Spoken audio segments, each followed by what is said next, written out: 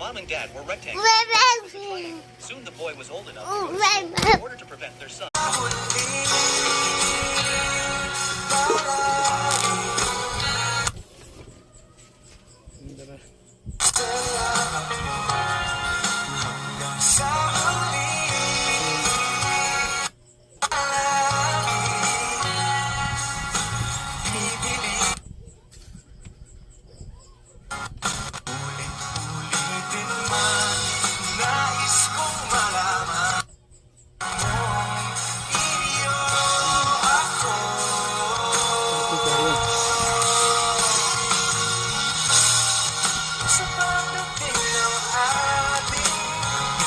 Ang ginto